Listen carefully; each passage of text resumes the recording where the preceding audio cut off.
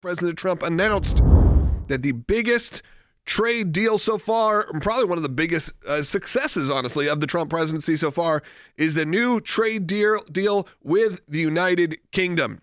Now, this comes on the heels of all of the chaos that broke out over the tariffs of the trade war, and now we will see an updated version of what that deal looks like, including automobiles and everything that comes from the UK, as we are one of their top exporters and importers. I think they said they're fourth in the world. So this is a big win. You should take it as a big win. Hopefully things to come. We've seen that now even happen where he said there's going to be discussions this week in China, or for China, with China, as they move towards hopefully trade deals across the country. That's right. So the meetings will take place in Geneva with China. But this deal that was announced by President Trump, and he had the Prime Minister of England, of the United Kingdom, on the phone, and they announced what is a strategic framework. This is a big win. This is really the first big win of this entire trade war, as they like to claim it, but really the president trying to bring back fairness in the way that we conduct global trade.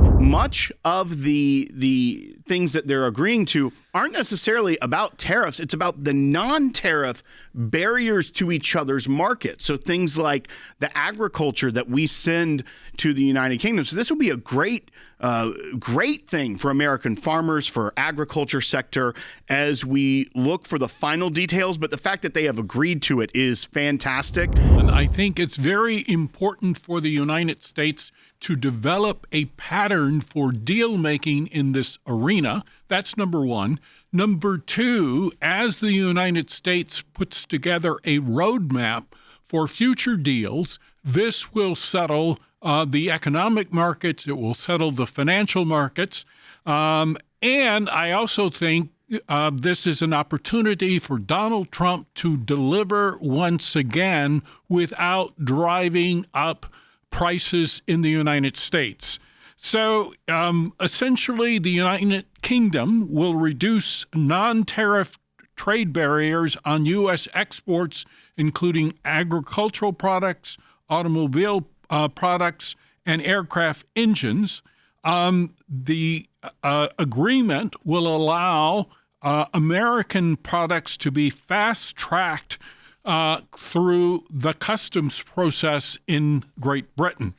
I think the only sticking point that I see going forward is the fact that with respect to agricultural products will have to comply with UK food standards. And that's important. Another interesting aspect of this is, one, these were non-tariff barriers to entry to the markets, whether it be how they process things coming through, things that slowed down or created larger headaches or issues for American products to be sold in the UK. So not only is it something that a lot of times tariffs lower the demand, but this was lowering demand just for some of the red tape and issues of getting American goods into the United Kingdom. But once again, we also talked about how before the show, the Fed chair yesterday, Jerome Powell, decided to leave the rates, the federal rates, as status quo for another period of time. There was some talk that they didn't see really maybe even an opportunity for this to shift in this entire year.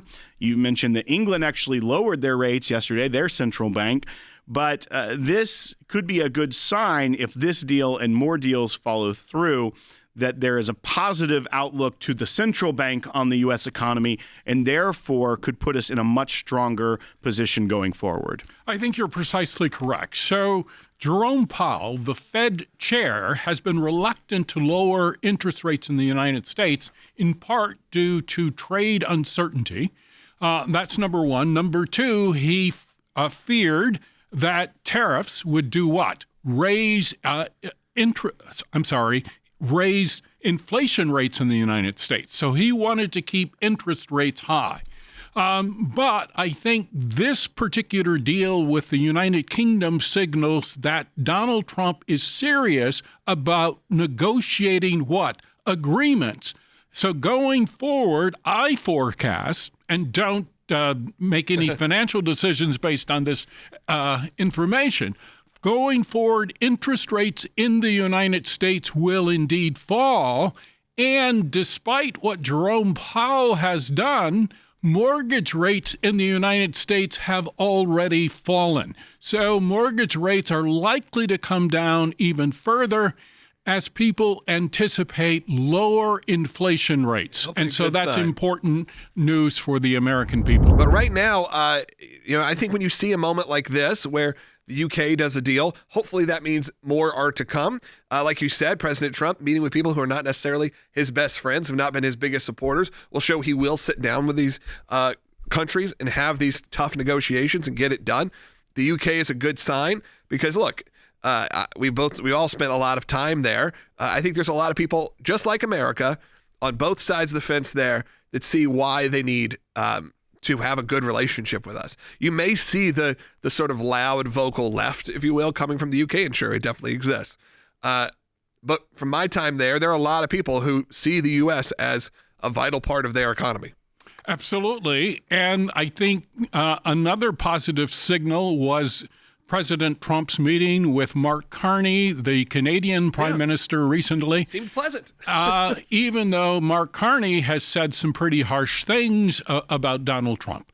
And Donald Trump is happy to meet with Lord Mandelson, who is the UK ambassador.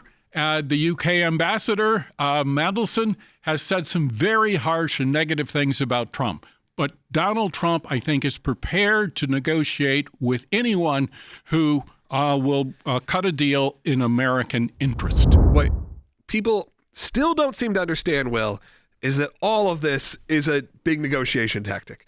That President Trump had put in those tariffs to get people to the table, to get these countries to the table, to work out deals that are going to benefit everybody. When you look at even China, who there is the very real possibility that there is some sort of aggression, conflict, military or diplomatic in the short term, in the next 5-10 years. And you think it's okay that we're so heavily reliant on them for our pharmaceuticals, for our manufacturing, for that, and you see the imbalance of trade around the world. If you think that is sustainable, then I don't know what to tell you. That is not a world of reality. And so whether people like his tactics or not, something had to be done. The disruptor is here. And what I hope is that there will be Democrats that see positive movement from like this, with this deal with the UK, that can jump on board instead of going out and preaching every single day. President Trump has cratered our economy, is going to ruin this, and just try to make some sense of it and say, yeah, we're on board with trying to get good deals with other countries. That would be so refreshing because you can't get rid of the disruptor now that he's here if you're a Democrat.